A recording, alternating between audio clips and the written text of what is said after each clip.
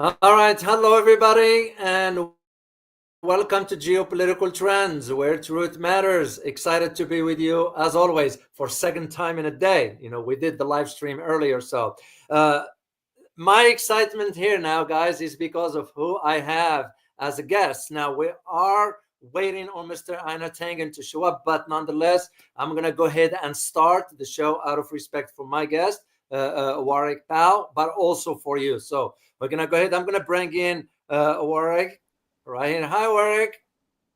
Hey David, how are you? Good to have you as always. Very excited to have you here. And guys, I'm gonna get into it right away because we don't have a lot of time to waste. In addition to Warwick is busy, and it was kind of him to allocate time for us here. So I'm gonna get into the conversation here. Let me introduce briefly to those who do not know who Warwick is. Well, Warwick Bao, he started his career in academia, by the way, teaching Chinese history and European cultural history at Griffith University. Graduated with the first honors.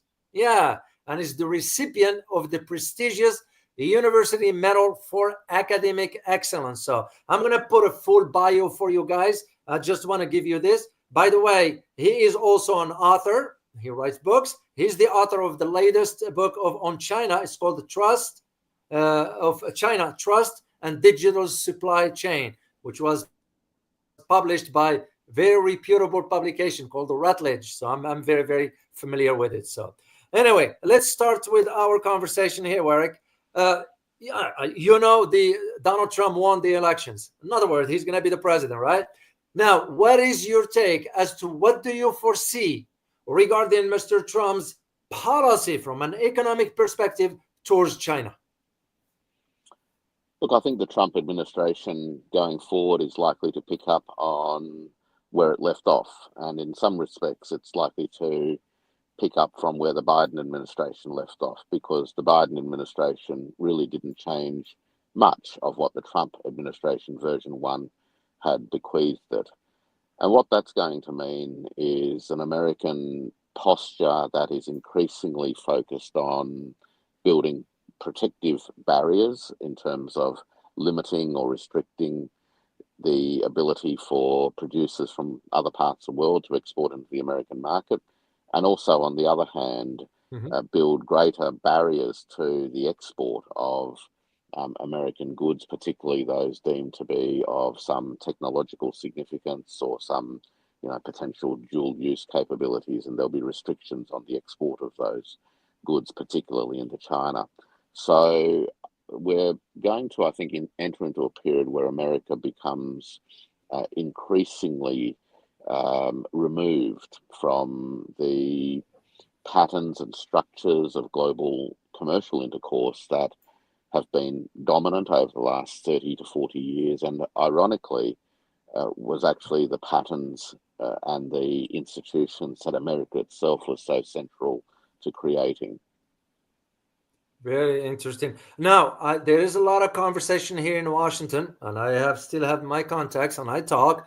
The kind of like all of them converge on that notion that China should be now scared. China now should be concerned. I go with the opposite of that. China ain't worrying about what Trump's going to do because China's economy today is different from what it was in 2016. Will I be wrong, Warwick? Will I be wrong in this assessment? Look, I think the way to think about this is that national leaders and their policy advisors are constantly doing a couple of things. Firstly, they're looking at the capabilities and resources that they have available to themselves, and they're looking at ways of mobilizing those resources to achieve the goals that they've set themselves. In China's case, the principal objective is to achieve what they themselves describe as becoming a moderately prosperous society by 2035. So that's the Mm. principal underlying driver. The second thing that policy advisors and leaders will be working on is to understand the risk environment, which is to say, if we are aiming to achieve a particular set of outcomes, and these are the resources that we have available to work with, what are the headwinds that we need to be thinking about, to be prepared for? to build ways of either reducing risks, mitigating risks, or have plan Bs in place that will enable us to respond appropriately in the event of risks. And I think that the approach to the United States, whether it was a Trump administration or the Biden administration or the incoming Trump administration, is largely shaped by that kind of an outlook. So Chinese political leaders, policymakers, and industry leaders will have developed, I guess, many thoughts about what they can and can't do, what they should and shouldn't do in light of various possibilities. What does that mean? Well, I think what that will mean is that China is better prepared today than 8 years ago to adapt to the challenges that will be thrown up by virtue of what could well be a significant intensification of American decoupling from not only China, but actually from the patterns of global trade. Yeah. Well, is this the reason why they already, like the president-elect, Trump already not hinting, but suggesting that 60% of tariffs is going to be on China and between 10 and 20% will be on Europe. Now, is this a way, once again, Warwick, will I be wrong if I am to think outside the box by saying, could it be that Mr. Trump is trying to create a wedge between the Europeans and the Chinese? Look, that's one dimension of it, David, I think. And the other dimension is the Trump policy is set against, a 5-decade-long backdrop, which is a progressive hollowing out of American industrial employment in particular. And the retreat to a tariff-based policy aims to turn that on its head, to try to rejuvenate manufacturing employment and to, quote, bring the jobs back. The reality is that tariffs are highly unlikely to bring the jobs back anyway. We have evidence of the last 5 years from the 2018 trade wars onwards, which is quite clear. The jobs didn't come back to the heartland, though there was, of course, a political dividend. And there's lots of reasons why the jobs won't come back because of tariffs. One of those is that the kinds of jobs that actually modern manufacturing creates requires a highly skilled, highly numerate, and highly literate population. And recent data on American literacy would suggest that, in fact, American literacy is quite low and is a tremendous concern if you're in the business of rejuvenating modern manufacturing. So the challenges that Trump wants to tackle, which is the hollowing out of industry, the loss of jobs for traditional working class people, the decline in living standards in working class communities, etc., they're all very understandable concerns.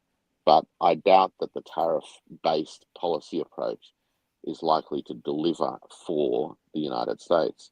From China's point of view, of course, it will create some cost barriers to export volumes.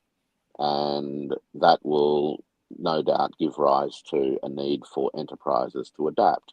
Now, adapting to new market conditions always involves some costs, transaction costs, changing what you're doing, creating new markets, building some new systems. It always involves some costs, whether it's time, effort, or financial costs. But I would expect that Chinese enterprises would be able to respond definitely within a couple of years of a full-scale tariff war to, in effect, fully replace the American market, or what they lose in terms of sales to the United States by growing sales elsewhere in the world. And that's basically will be reflected through the growth of BRICS and the global South, because that market in itself will be big enough for China to say, you know what, forget about the American market. We can look elsewhere. So, is this David, now? they're the patterns, right? So if you think about this as part of the last 15 years, The last 15 years has seen, from China's point of view, consistent growth in output, which has been largely absorbed domestically, but it's also, of course, delivered to global markets, low-cost, high-quality products. And those markets, particularly in Southeast Asia, through the Belt and Road Initiative and, of course, through BRICS, those markets have grown. And those markets have grown to such an extent that ASEAN, the Association of Southeast Asian Nations combined market, so that's 10 nations of Southeast Asia, is now a greater export destination for Chinese enterprises than the European Union was. And the European Union before that, before 2020, was actually the largest combined market destination for Chinese manufactured outputs. So the patterns of trade have already been evolving over the course of the last 15 years, and I would expect that these patterns to continue unfolding along similar lines. We've got ongoing growth in Southeast Asia, in Central Asia, West Asia, in North and East Coast Africa, that is taking place at rates greater than global growth on average. And that means that those markets will become relatively more important as time goes by, but also in absolute terms more important as well than the EU markets and the North American market. And there are those who suggested, for example, in the case of BRICS, that its expansion, it's now sort of might push, and this is just a big if, might push the European to think in terms of maybe pushing back against Trump by aligning to a degree with BRICS nation. Is there any possibility of that? The European Union as a whole, I think, is confronting some very big policy problems, in part because the overall competitiveness issues and the landscape that Europe as a whole confronts reflects some policy decisions that were made by Eurozone leadership 2 or 3 years ago, and in some respects even before then, that they will find difficult to walk back on. The problems around accessing low-cost energy, of course, are now well understood. And in the short term, it's highly unlikely that Europe as a whole has any ability to tackle that problem. Politically, of course, walking back on the decision to sanction Russian oil and gas is a very difficult one for the incumbent leadership in Brussels to walk back on, which means they're going to need to find alternative pathways, and those alternative pathways won't materialize overnight. The second challenge as a result of all of this, David, is countries across Europe within the Eurozone itself are beginning to experience economic and social problems that Brussels is going to struggle to solve. The unemployment and deindustrialization problems that are manifest in places like Germany and to some extent in France is creating an environment where the bottoms-up political dynamics in these countries is beginning to place pressures on the national political settlement to find answers that so far Brussels has failed to find. Hungary, of course, has been perhaps you would say a standout voice, but also a lone voice over the last couple of years, advocating for a policy approach and framework that is, firstly, less hostile to Russia and more focused on finding a peaceful resolution to that conflict, number one.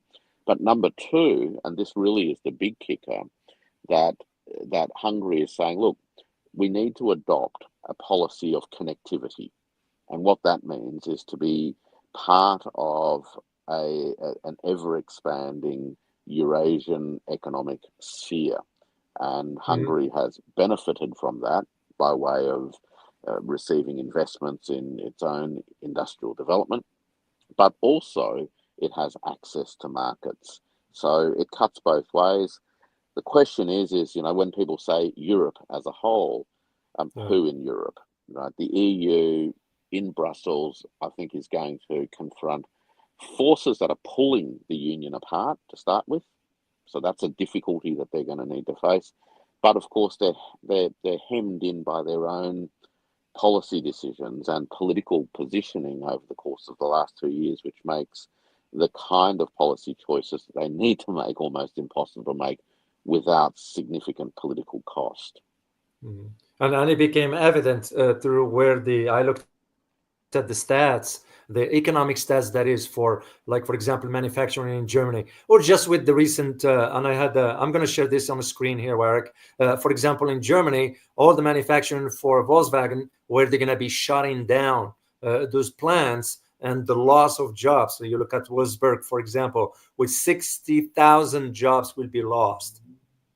Hanover, Yeah, 13, and so forth. So to me, was this an indication for, yes, their ill-conceived policies that they embarked on. Where I see the challenge for Europe moving forward is the idea of them imposing tariffs on China. What for? Why will they do that? it. My own view, I guess, is that it makes Yeah. very little sense from a European point of view. If you look at the motor vehicles industry, Hmm. interestingly, the challenges for the European motor vehicles industry is really not coming from Chinese EVs, certainly not over the last few years or anticipated into the near future. The problems are stemming from the fact that as global enterprises, they're struggling now in the Chinese domestic market where they had historically had such Hmm. dominant market share positions. Yeah. Chinese manufactured EVs into Europe, into the Eurozone, has relatively low market share today and is unlikely to reach levels that would substantially cause problems for European domiciled manufacturers, if that's the only thing you were looking at. The problem is that the financial position of these European manufacturers is hemorrhaging badly because they're losing market share in China itself, and that's where the problems arise. They've taken the Chinese market in many regards for granted over the last, say, Yeah. 10 years. It's been widely known, David, that the investments that were being made by Chinese enterprises and government into this EV space has been Yeah. taking place ever since, say, 2010, 2011. And and in many regards, I think a lot of the historical industrial leaders and industrial giants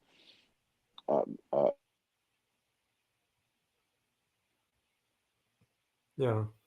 Well, it was evident, for example, for the latest. kind of, yep. Yeah, go ahead. Sorry, I was just going to say, so that's the one part. So tariffs really isn't going to help the European vehicle manufacturers. Tariffs aren't really going to help in terms of solving their energy problems either, because the one of the fastest ways of tackling this energy problem is to develop greater energy autonomy or greater energy sovereignty. And a part of the answer is the speed at which European nations can roll out new energy generating and Mm, distribution capabilities. Now, a part of that answer is going to be coming from renewable technologies, whether it's in wind turbines or in yeah. solar and certainly in batteries. And there's very little point, very little to be gained for European economies as a whole um, by putting up barriers to slow down the processes by which European enterprises can bring those kinds of technologies on board.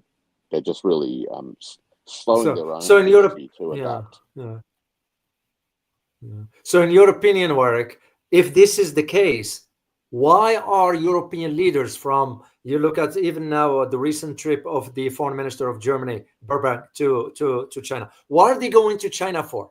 We looked at before with Giorgia Meloni. You look at Pedro Sanchez of Spain. You look at Emmanuel Macron. What are they going to China for if they are going to embark on imposing these tariffs? Look, I think one of the things that they're hoping to achieve is to get more Chinese capital to establish Hmm. facilities in Europe itself. And there are great examples of how that has delivered benefits both for the enterprises and for the countries in which they go. Hungary is a good example where BYD has established a significant manufacturing presence. Hmm. And Spain has also seen Chinese enterprise Cherry create a joint venture and take over a defunct Nissan car manufacturing facility to develop a new hybrid and EV manufacturing capability in Spain. Georgia Maloney, of course, had reached out to BYD earlier this year, seeking BYD's willingness and interest to establish assembly and manufacturing capabilities in Italy as well. So I think that at a certain level, there is a sort of a sticks and carrots framework that is trying to be played out here, which is that if you don't invest in Europe, we'll impose tariffs. But if you invest in Europe, well, you'll benefit from being on the inside of the tariff regime.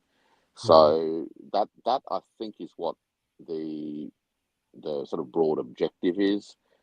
The irony is that by voting for the tariffs, which went to a vote a few weeks ago, has led to, of course, a pushback from the China side. Put aside the stuff on brandy, the French brandy stuff. I think that's pretty small scale as a response. Yeah. The real issue has been reports that Chinese enterprises it's been strongly suggested to them that they suspend any of the work that they were doing to look at investing in those countries that voted in favor of the tariffs. And, so perhaps actually moving forward with the tariffs, not just the threat of tariffs, but actually voting to implement them has backfired a little bit so far. We will be seeing the same approach regarding the microchip, Warwick? Of course. That's the mentality. It's the mentality at the moment. And it's a very defensive mentality. It's a mentality that is largely about prohibitions and punishment. You might have seen some remarks from the new European Commission's Foreign Affairs spokesperson, Callas, who talked about China having to pay a big price for being a supporter of Russia, so there's still this sense that European policy needs to focus on how you punish others, and how you and through punishment you make an example of others, and you use that punishment approach to twist arms to get what you want. Now, it's unlikely to work, but it also says something about the mentality, which is that the leaders at the moment inside the European Commission, I think, still have a very colonial attitude towards the rest of the world, which is that if the rest of the world doesn't do what we want them to do, we're going to punish them. Well, I think the world's moved on from those days. Europe isn't in no position to threaten anybody with anything. And I don't think it's looked upon very well by other countries in the world, generally speaking, but certainly by countries that had historically been on the receiving end of European colonialism. Very, very interesting. I want to shift gear towards the recent visit, the state visit of the Indonesian President Prabowo, who was in China. What do you make out of that trip? Because I really personally, I was like, okay, is this a political mission, or is it an economic approach to the trip? What do you make out of that? A little bit of both, of course. Indonesia is the largest economy in ASEAN. Where Indonesia goes, it has a very big impact on where ASEAN and Southeast Asia goes. And the ability for Indonesia and China to have stable and productive relationships is actually two critical anchor points for economic stability and prosperity within Asia as a whole. If you think about this in a geographical sense, China occupies that a very significant part of the northern aspect of Asia, and Indonesia, of course, occupies the southern end. So you've got the sort of two bookends, the northern and southern bookends, that need to be able to be coordinated and be aligned in ways that will support predictable and dependable dynamics within a region that currently, of course, is being subjected to quite a lot of destabilization efforts from particularly the Americans. So I think that had an important political point, which was to emphasize the commitment of the Indonesian government, the new Indonesian administration, to ensuring stability in these relationships for the region as a whole. Economically, of course, the two countries are very significant players within the region, and the ability for them to deepen their economic collaboration through trade, investments, and the exchange of people is also going to be critical to the ways in which the Asian region can continue to be the focal point of global economic development. So both of those fronts, I think, are quite important. Which is very, very the opposite end of what the Philippines is doing. Which, by the way, guys, tomorrow I will be talking to Anna Mandela about this particular aspect. She's from Philippines, so and she knows quite a lot about what's going on inside Philippines. So make sure to join me tomorrow for that conversation. So, and the idea also, Warwick, about I want to go back to BRICS for one particular point to get your insights into this, because I was as surprised as anybody else when the Saudis pulled out of the full membership of BRICS to the last minute, because during the same day, on that 24th, 25th, that was when the meeting was taking place in Kazan, the Secretary of State, Tony Blinken, was in Jeddah. And I think he pressured the Saudis to pull back. So why is that? Well, in part, I think there are concerns around this question of the petrodollar dynamic and the risk of oil being traded for something other than the US dollar. So I think that that's part of the story. The other part, of course, is related specifically to the role that Saudi Arabia plays within the Middle East itself, or West Asia, and how it has been, in some parts, a balancing force against Iran. So from America's perspective, that's been quite an important piece of regional ballast. But again, I think that, if we took half a step back or elevated ourselves a little bit more, rather than necessarily seeing these dynamics as, people joining one team or another, understand them really as ways in which a global system is evolving and how the players are interacting with each other, whether they're formal members of a network or not. And there's no doubt that the Saudis have deep economic relationships with China, of course, as well as with Russia. Their membership of OPEC and the role that they play with Russia in coordinating the global production quotas of oil remain incredibly important. China remains an important customer for Saudi oil and will continue to be the case going forward. China is an important investor in Central and West Asia, and there are a whole raft of financial and institutional agreements that have been put into place between Saudi Arabia and China, for example, that address issues of cross-border financial interoperability, the coordination and alignment of the capital markets in Saudi Arabia and in China, particularly through arrangements on financial products that will be listed on both the Saudi exchange and the Shanghai and Shenzhen stock exchanges. So these relationships are continually developing. They are fluid, and they ultimately lead to an evolution in the global system. I think a lot of people, of course, see these moments in very black and white terms. They've joined something, and it is important, of course, that when parties become members of organisations, because then they have a say in how those institutions work.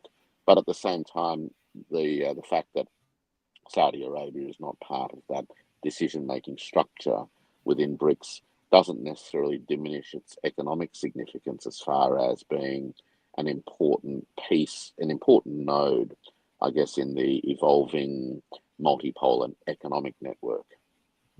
So, and where do you see the future of BRICS, Warwick? It's because there are those, I know I had some conversations with some people that are saying, well, BRICS doesn't make a dent on the global stage. It has been around for whatever. And I said, well, you can't look at it that way. It doesn't work that way. The system an infrastructure has to be put in place. And that's what they are working on. Where do you see it moving forward? Look, I think that group of countries sees BRICS as a pathway whereby an alternative can be rolled out. Not because there was necessarily any deep desire for there to be an alternative. I think in times past, the preference would have been to be able to persuade the dominant powers in the global economic and institutional setup to participate in reforming many of those institutions, whether they're reforms in the WTO or reforms to the World Bank and the IMF, or some of the other multilateral financial or banking bodies. Unfortunately, despite best efforts to advocate for reforms in these global institutions, very few reforms have been successful, and the voices of the global majority have never really been properly reflected in these institutions, hence BRICS. And BRICS is doing that in ways that don't seek to overturn the existing global order, but to create a set of institutions that enable member countries and others to pursue their objectives in the event that the dominant institutions are unhelpful or even worse, prohibitive. The New Development Bank, I think, is an important feature of the BRICS architecture.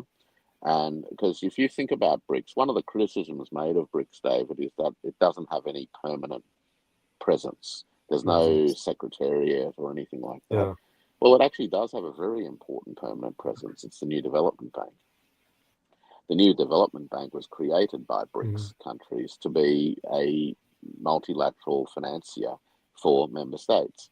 It is the only permanent piece of architecture that is in place. That is a BRICS piece of architecture, and the New Development Bank will play a central role in the development and implementation of new payment systems, the associated insurance products or platforms that will come with that, and the New Development Bank will also play an important role in expanding the capacity of member nations to finance their development activities in national currencies rather than in a foreign currency, whether it's the USD or something else. So does that mean that even from the financial perspective, we will be seeing a change to the global financial structure or system, if I may use the term? Is there a possibility that BRICS could play that role? Yeah, absolutely. It will do that largely through, firstly, a reform or the introduction of a new, better coordinated, consolidated national currency-based payment system for cross-border trade settlements. It will do that through expanding the role of the new Development Bank for the purposes of supporting that settlements process, but also to enable national currency-based financing to be provided for development purposes. Now, again, none of that was conceptualized as an attempt to overturn the existing system. The aim was to, firstly, deal with the fact that the existing system was either letting down the aspirations of developing countries or, at times, worse than that, actually hampering the ability of developing countries to develop. And that was particularly the case with a lot of the conditional IMF lending structures. So this was to create an alternative pathway so that countries could pursue their economic development ambitions in the event that the other system wasn't particularly supportive. But the aim wasn't to overturn the other system, because the effort continued and continues even today to argue for the need to reform the IMF and the World Bank, and even ongoing discussions around reforming the United Nations. So I think these activities are being taken in parallel. They're being taken in a holistic sense. It's not an either or. But the message is very clear, and that is that if the dominant Western powers that largely control the way these post-World War II institutions work are not willing to constructively come to the table and be part of the change that the others in the world are seeking and advocating, then the others do have alternatives now. Very, very interesting. Yeah, I was just wondering about where this is going to be going from a financial perspective moving forward, given what the IMF, the World Bank, and so forth are trying, and given also the statement by this president-elect, that is, that he's going to sort of punish countries that shun away from using the US dollar. So that's, to me, was kind of like, okay, what's the message here?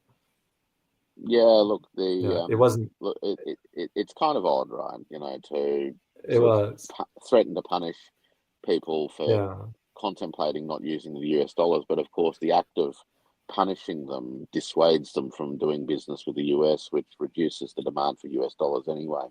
So there's something a little bit incoherent about that as a reaction, and perhaps in the fullness of time, cooler heads will prevail as to how the US firstly calibrates its own monetary policies for its own purposes, but then perhaps thinks about how its own monetary policy requirements are not necessarily consistent with the monetary policy requirements of the globe, more broadly speaking. Let's see how that unfolds. Yeah, well, fingers crossed. So I want to touch on a last thing before I let you go, Warwick, because I'm aware of your time here. Recently, the Chinese President Xi, was warmly welcomed in by the Peruvian Prime Minister Gustavo Adrianzin.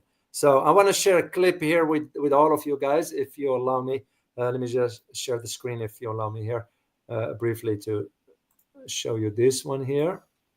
That's the arrival of President Xi. So just bear with me.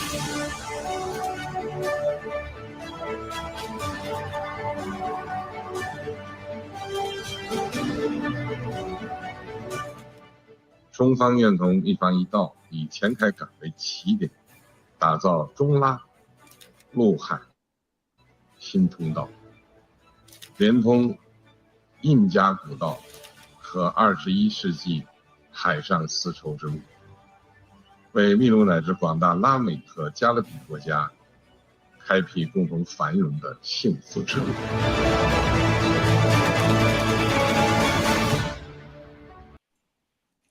Very, very interesting.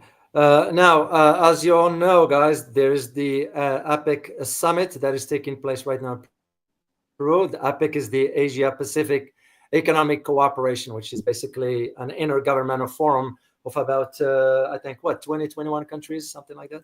Here's what I found very interesting, Warwick, is that the US president is attending. So why the heck is Biden going there for that? But that's not the point for all this. The idea that Chinese are inaugurating the ports, how significant is this when it comes down to the movement of commodities that now is going to shorten the trip from Brazil to China by about 2 weeks. How is that going to impact the economy moving forward? It's hugely significant. So this is the megaport project in Chancay in Peru. This project has been 5 years in the making to build and construct it. Now, there is an interesting background to this, and that is that the Peruvian government had invited others, including the Americans, to come on board with the development of this port vision some years ago, but it wasn't taken up. The Chinese took it up. And this port development is going to achieve a number of things. Firstly, it's going to reduce the transit time between the Latin American continent and the markets of Asia. So, in terms of Peru or the west coast of Latin America to Asia, we're looking at between 10 and 12 days of reduction in transit times. From Brazil, it's about 15 days. Now, a rail line connection is going to be developed also between the west coast and the port and the countries on the other side of the continent, and that will ultimately enable the countries on the east of the Latin American continent to reach the Pacific through this port in particular. The savings that are expected will be in the order of about 20% on logistics costs. So that's the first part. The second part is that it will mean that there will be reduced transshipment demand for cargo between Asia and Latin America to go via either Mexico or North America itself. So that's the second change in the configuration of trading relationships. The opening up of these trade routes will, I think, add another dimension of economic growth and resilience for Latin American markets in particular, as this 20% savings in logistics costs really puts them on an incredibly competitive footing in terms of many of the things that they have strong advantages in already from a natural capabilities point of view, whether it's in minerals or whether it's in agricultural products, other commodities as well as meat and other proteins. So this is an important development for economic development overall. The other interesting feature about this is that it is seen by Washington to be an imposition into Washington's own so-called backyard.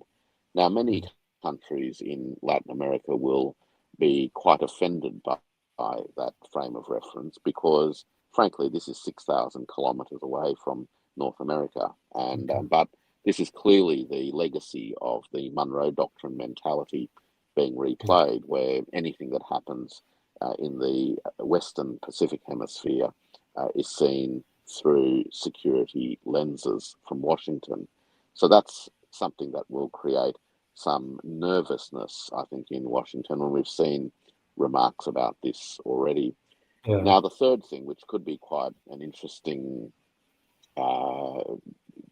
eventuality, is that as trade grows directly from this port into the Pacific and then across to Asia, it's likely that in the interest of ensuring commercial safety for these vessels, that the Chinese Navy and other navies, possibly even the Russian Navy, will begin to play a more active role in patrolling the oceans of the Eastern Pacific.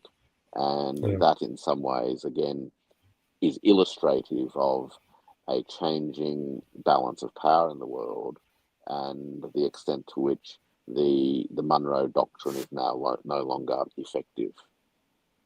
Yeah.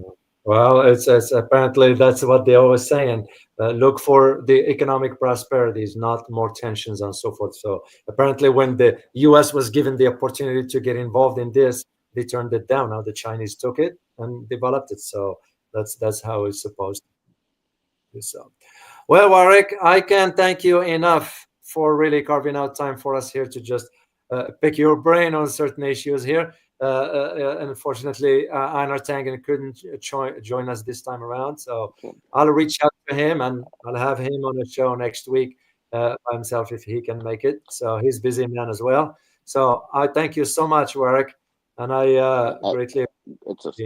It's an absolute pleasure, David. I hope that your community didn't mind me having to fill in for Ina a little bit. I hope that I managed to step into some very big shoes. I might just add one more thing, if I may, David. I've got a couple of minutes if you and your community has. And that's the fact that China's economic data for October was released yesterday. Oh, yes. And there's some very interesting outcomes from that. And so I'll just very, very high level. It really points to the fact that there is continued energy in the Chinese economic system, that the target of around 5% economic GDP growth for 2024 will be achieved. It's not really in doubt, and personally, I've never really thought it was in doubt anyway. But I think the data really shows a few things. One is that investment growth and output growth in particularly manufacturers remains strong. It shows also that consumption demand, retail demand for both services and physical things has also been growing strongly as well. Now, this is an important point to note, and your viewers, I think, would be well advised to just always have this in the back of their mind. Household incomes have been rising, which of course is necessary for there to be consumption growth, and there has been consumption growth. There are many people. There's a dominant trope running around a lot of the Western mainstream commentary about China, that China has weak domestic demand, right? Well, the data consistently shows demand growth in real terms. The other thing that came out in the last few days from a data point of view for people in the community who love their data relates to the new energy vehicles, the EV world. The data shows that Chinese enterprises has achieved a new threshold of EV production. They've hit 10 million EVs this year already. And with about 6 more weeks to go before the end of the year, the factories are working overtime to actually try to hit about 12 million vehicles produced. Now, the interesting thing about the 10 million vehicles produced to date is that about 1.058 million of those have been exported. In other words, about 90% of this output is actually consumed domestically. This is not evidence of a weak Chinese consumption economy. In fact, quite the reverse. So I think that there's some very interesting things in the way that the data, the way that the data tells us about what's going on in China at the moment. The households are earning money, their incomes are growing. And the other thing is that, as I'm sure many of your viewers know, over the last 5 or 6 years, the Chinese economic structure has been working its way through a very significant restructuring process with an active policy-driven constraint on the property market to try to bring that, slow that down because it was getting too hot, way too leveraged, and also to transfer resources increasingly towards high-tech manufacturing. Now, that process has been quite successful. One of the pieces of evidence of that, other than the expansion in output such as the new energy vehicles, is the fact that Chinese unemployment rate has consistently hovered around 5%. Now, when you're essentially slowing down one big industry and then boosting another industry, you usually expect there to be some adjustment challenges.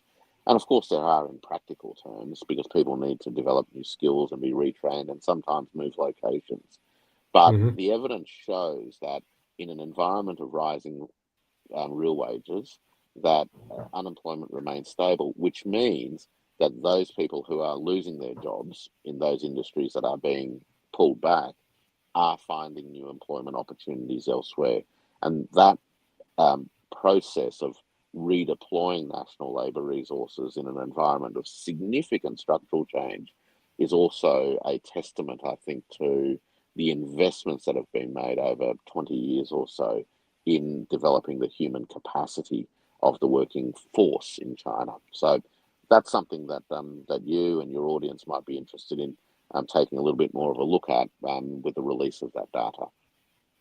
Wow, I'm so glad you had a chance to share this with us, because a lot of people do not will not know. And to me, this Warwick puts to rest that notion of those who've been saying the Chinese economy is collapsing. I mean, I heard some analysts in Washington that I know of their background saying this, and when they said that, I was just shaking my head, and I was like, I just got back from China. I would have seen the signs for a collapsing economy, which I didn't see any. So I'm glad you shared this data with us here. So because it's very important. I'm going to look for the link for this data here once it becomes public to share it with the community here. So once again, Warwick, thank you so much for carving out time for us here, and I greatly appreciate you for just sharing your knowledge with us. So great. Good to okay, be I with wish you, you a David. good weekend. As And always. you too, and to Thanks, your Warwick. viewers. See you. Bye-bye.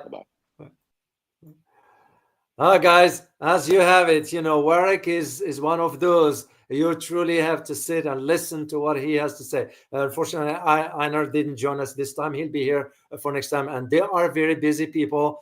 And, I consider them friends. It's not a term I use loosely. And when I reached out to Warwick and I reached out to Einar, they both agreed to show up here to share the knowledge, because you guys know this channel is about learning, about broadening your intellectual horizon here.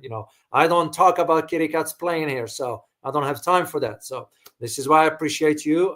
Thank you for being kind to my guests here, and I look forward to seeing you tomorrow at 8 o'clock for my interview with Anna. As always, guys, remember, geopolitics impacted daily life in more ways than one. Till next time.